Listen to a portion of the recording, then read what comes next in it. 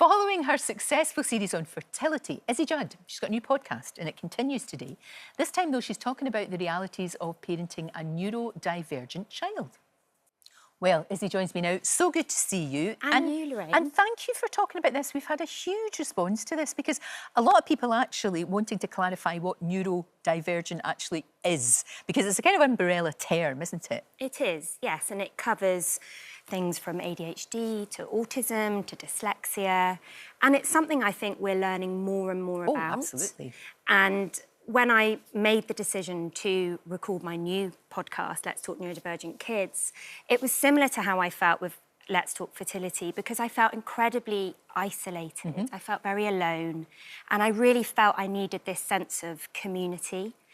And I think awareness is really important, and education, to educate ourselves, educate others. So I just wanted to create a real support blanket and bring in experts, advocates, other parents experiencing the challenges, but also the joys and all the complexities that come with parenting a neurodivergent child, which is overwhelming, all-consuming, and something I, as a parent, knew nothing about.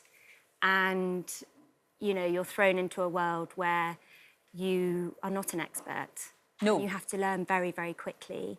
And it's hard to know where to go. So that's why I thought by creating a podcast, I could have those conversations. No, absolutely. How do you know, though, if your child is neurodivergent?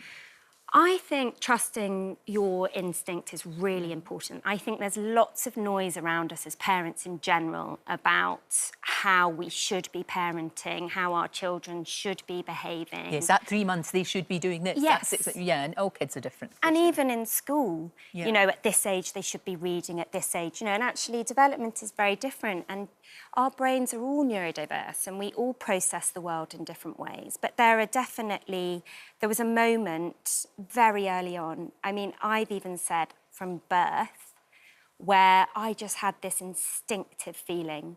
And a lot of the chat that was around me was, oh, they're just naughty.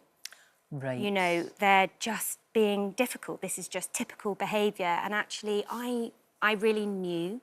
And that was where diagnosis was, for me personally, as I was talking about then, it was key because it's not an excuse, but it gives you support. It gives you that safety.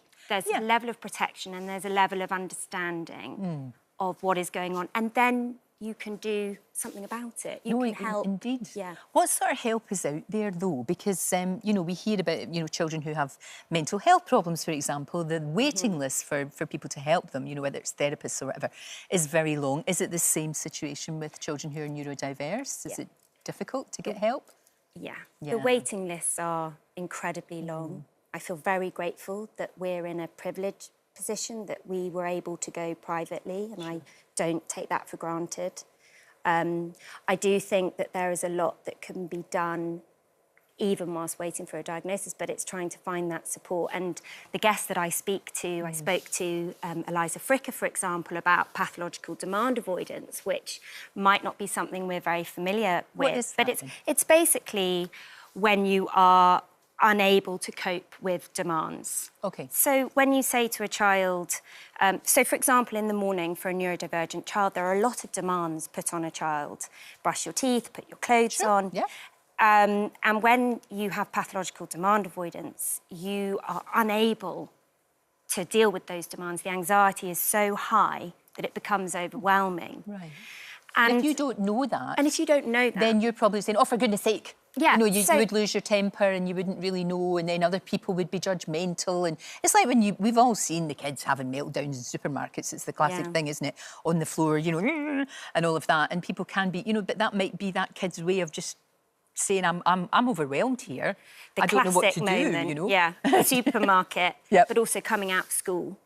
The meltdown from having to effectively mask through school. And a lot of parents will say to me that schools will say, they're absolutely fine. And then they leave school and the parents get the absolute, you know, crash Maybe because after they school. feel they can with their parents, whereas they can't in school. I don't know. Yeah.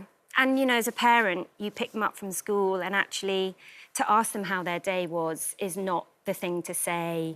When you get home from school, you know, you might have had an idea in your head that you're all going to sit around the table and have a meal. And it's not like that. Maybe they need to be sat, you know, quietly with their food somewhere else where they feel they've got that autonomy to move and have their freedom, and that's really challenging. That's sort of hard if you've got other parenting. kids as well, you know, that's difficult. And I know you haven't said which one of your children it is, but that's to protect them, isn't it? Yeah.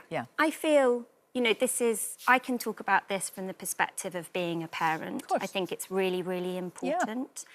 But obviously it's my child's story, so I felt by recording Let's Talk Neurodivergent Kids, I was able to have these conversations and really get the tools that I need as well, the support I need. And those conversations, I did an episode which will be coming out about parental burnout as a result of, you know, all the challenges that come with raising neurodivergent kids. So what would you like to see? What needs to happen?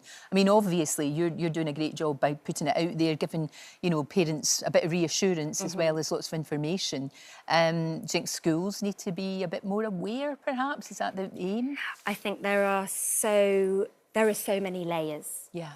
But I think what I would like for my child is to grow up into a world where we're not seeing such a divide between neurodivergence and neurotypical, and that we see each other and our needs as a society. You know, where less shame, less judgment.